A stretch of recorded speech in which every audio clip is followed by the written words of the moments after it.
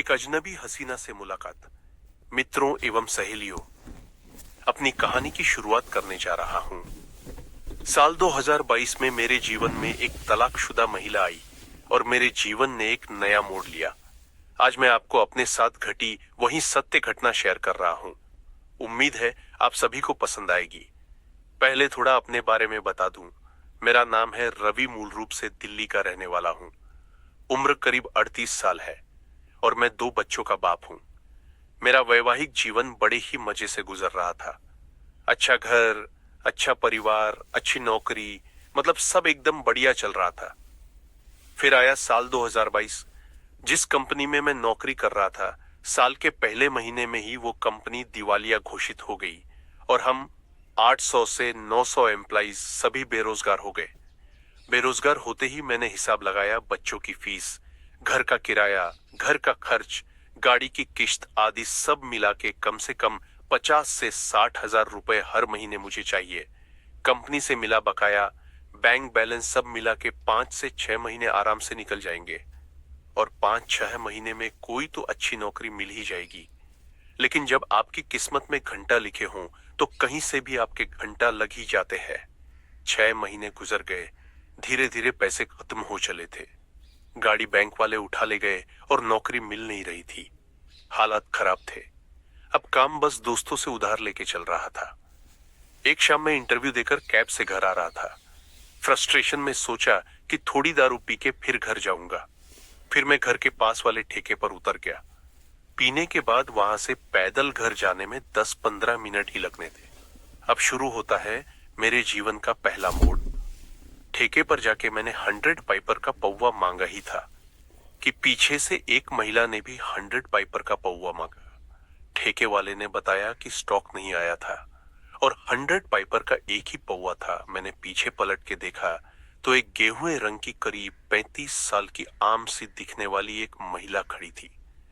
मैंने ठेके वाले से कहा कि ये पौवा आप मैडम को दे दो। महिला पौवा लेकर चली गई। मैंने भी अपने लिए वैट 69 का पौवा, पानी, कोल्ड ड्रिंक सब लिया और पीने की जगह तलाशने लगा। ठेके के पास ही अंधेरे में कई गाड़ियां खड़ी थीं और लोग दारू पी रहे थे।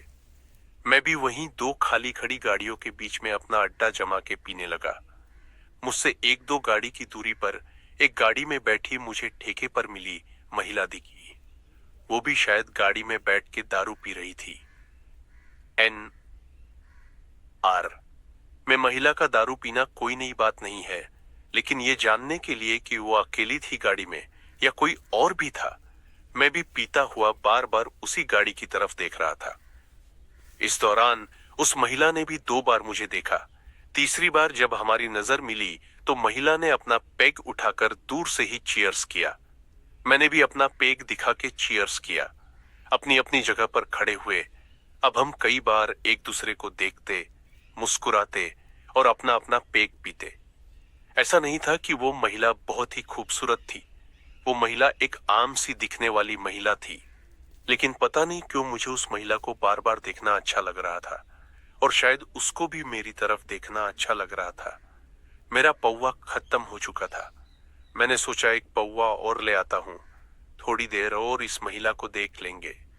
ये सोच के मैं ठेके की तरफ चल दिया। जैसे ही मैं उस महिला की गाड़ी के नजदीक आया तो वो महिला भी गेट खोलकर बाहर आ गई। उसने मुझसे हाय कहा। बदले में मैंने पूछ लिया, मेरी खत्म हो गई है और लेने जा रहा हूं, आपको चाहिए? उसने कहा, हां। ठेके पर गया तो याद आया कि 100 पाइपर तो थी ही नहीं। मैं अपना वैट 69 का पौवा लेकर वापिस आ गया। महिला बाहर ही खड़ी थी। मैंने उसको याद दिलाया, आपका ब्रांड तो नहीं है, अगर आप चाहें तो मेरे ब्रांड में से पी सकती हैं। उसने कहा, अब तो कोई भी चलेगी यार, बस पिला दो। मैंने उसको पौवा देते हुए कहा, अब पीजिए, मैं अपने लिए दूसरा पौवा ले आता हूं। उसने कहा, थोड़ी थोड़ी इसी में से पी लेते हैं, जरूरत लगी तो फिर ले आएंगे। मैंने समर्थन में सर में हिलाया तो वो फिर बोली, तुम्हारी गाड़ी में बैठेंगे या मेरी में बैठ लें? मैंने कहा, मेरे पास गाड़ी नहीं है। वो बोली, यार इसी में बैठ लो, क्या मेरा क्या तुम्हारा। हम दोनों उसकी गाड़ी में बैठ गए। मैंने दोनों के लिए एक एक पैग बनाया, चीयर्स हुआ और हमने पीना शुरू किया। दूसरे पैग के बाद उसने मेरा नाम पूछा और क्या काम करता था पूछा। मैंने अपने बारे में बताकर उससे पूछा कि उसका क्या नाम था। उसने कहा, मेरा नाम रेखा है, मैं सरकारी बैंक में मैनेजर हूं। मैंने पूछा, और आपकी फैमिली? वो थोड़ी सी गंभीर होकर बोली, फैमिली नहीं है। मैं थोड़ा हैरान था ये सुन के, लेकिन सोचा किसी की पर्सनल लाइफ में क्यों उंगली करना। थोड़ी देर हम शांत होकर ऐसे ही दारू पीते रहे। फिर वो बोली, एक बोतल और ला सकते हो? मैंने कहा, ज्यादा हो जाएगी। वो बोली, मुझे और पीनी है। मैंने कहा, मेरे पास पैसे नहीं है। उसने मुझे अपना एटीएम कार्ड और पिन दिया और कहा, एक बोतल ले आओ। मैं ठेके से बोतल लेके आया तो वो बोली, थोड़ी देर मेरे साथ बैठ सकते हो? मैंने हाँ में सर हिलाया। वो पैग बना के पी रही थी, मेरी ओर पीने की स्थिति नहीं थी। फिर उसने अपने बारे में बताया। 10 साल पहले उसकी शादी हुई थी, लेकिन फिर एक ही साल में तलाक पर बात आ गई। तब से वो अकेली रहती थी। मुझे अपने सवाल पर बुरा महसूस होने लगा।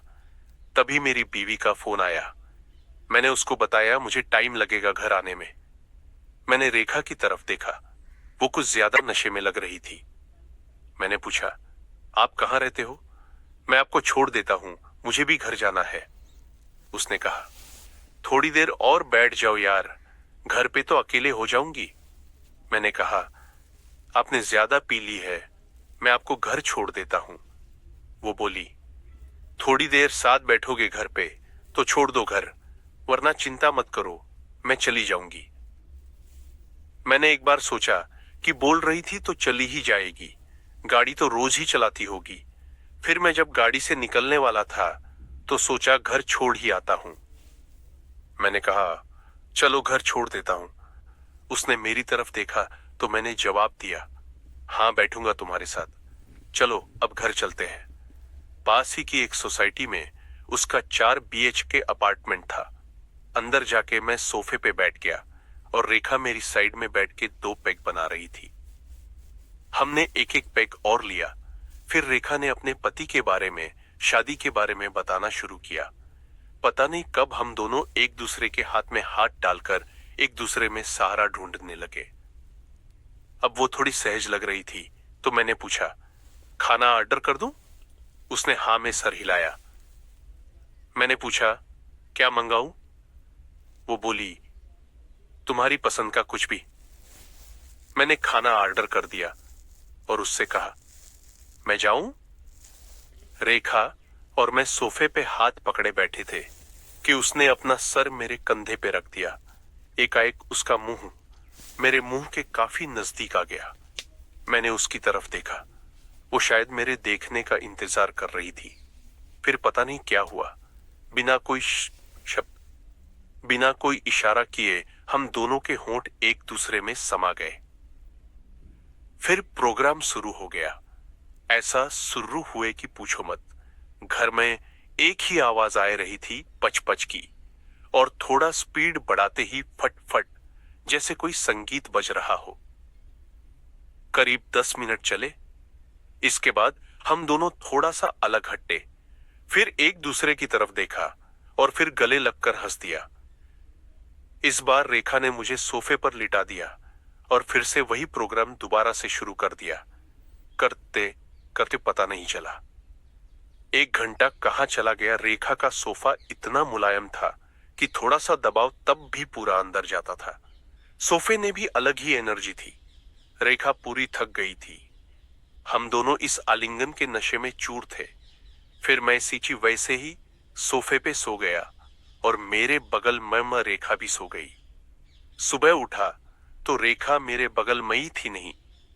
जैसे ही मैं उठ गया तो रेखा चाय लेकर मेरे पास बैठ गई। मुझे शर्म आ रही थी, क्योंकि मैंने कोई कपड़े नहीं पहने थे। उसने थोड़े से कपड़े पहने हुए थे। आप समझ गए होंगे क्या पहना था। फिर हमने चाय पी ली। चाय पी के अच्छा लगा। कुछ देर बाद हम बातें करने लगे। धीरे धीरे रेखा का मूड बन गया। सुबह का टाइम था मेरे, तो मूड बना हुए था। मैं तो ये चाह रहा था, पता नहीं कौन से भगवान का आशीर्वाद था। हमने सुबह सुबह रात्रि वाला प्रोग्राम सुबह कर दिया। बड़ा मजा आ गया था। क्या बताओ दोस्तों, परशूट आयल की वजह से बड़ी मस्त आवाज आ रही थी। पिच पिच वो आवाज सुने मुझे बड़ा अच्छा लगता है।